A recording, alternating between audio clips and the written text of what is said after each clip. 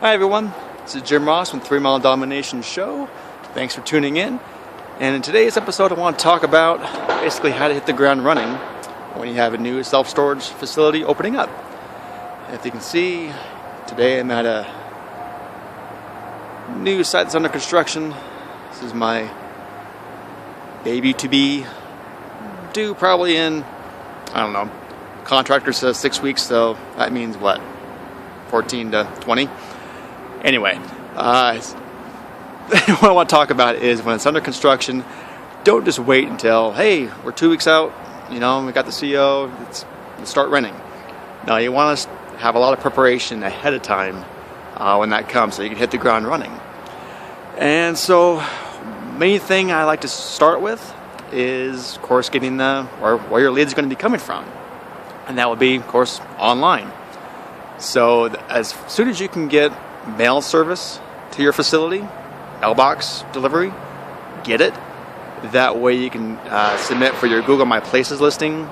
And of course they still have to send the postcard off. You have to get the postcard and send off the verification code and make sure you're a real business. But you need a mailbox in the first place to be able to get that and get the ball rolling. So first up, make sure you get your mailbox. Submit for your Google My Business and get that postcard in the mail so you can get verified, submitted. That way you're not waiting until you open up and then you're another 2 or 3 weeks behind waiting for the stupid postcard to show up before you can start getting traction with Google and getting reviews and A being seen. Another thing I want to talk about is, let me think for a second. Again, talking off with your website. And just getting your SEO going, and that is prior to opening. I mean, even like right now, it's still a ways away, but I'll have a landing page for that domain that just says basically renting soon, and you're starting with getting some photos up there, construction it's under progress, under construction, kind of getting updates, things like that, and you can start your SEO campaign before you open.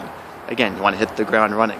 So there's a lot you can do. I would definitely talk with your webmaster, whoever's handling your internet marketing. But you can get blogs going, get your domain set up. Again, the longer the domain's been around and having content put up, it's just going to help your rankings. So there's definitely things you can do there without waiting until you're technically open. You can get the ball rolling with content, and to just talk with them about getting a strategy put together. Just don't sit on your hands and wait until you're actually, are open for business. Then I would say probably about, you're about 2 weeks out before you are opening. At that point, you should have a pretty good hard date about getting your CO when you can actually start renting units. And I've talked about this before, but it's a great strategy, and that is especially when you're starting from ground zero. I mean, it's a big facility.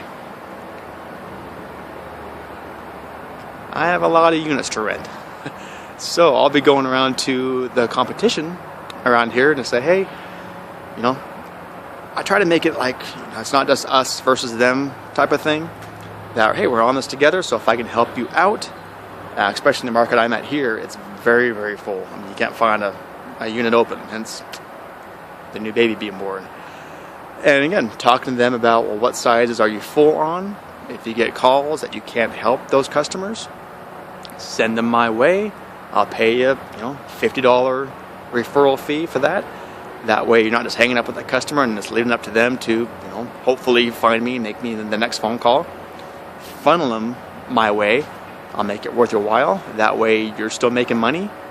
It's not just a total lost cause when they're calling you and you can't accommodate them because you don't have that size available. So they're making money. You get the rental. Everybody wins. And that's a strategy I love, like I said, about 2 weeks ahead of time. That way they can start getting the ball rolling for you and getting accustomed to who you are and have that relationship ready to go. Again, hit the ground running when you actually open up. Because again, when it takes momentum to really get going for a brand new site, and the more things that you have going for you, the better. And so you got your internet going, you got your Google My Places listing going, you get your competition alliances set up. Hopefully you got decent drive-by. That always helps as well. Thankfully we're on a nice busy road. So next thing on your checklist would be, besides actually, I don't know, getting doors on your unit. That'd be kind of nice.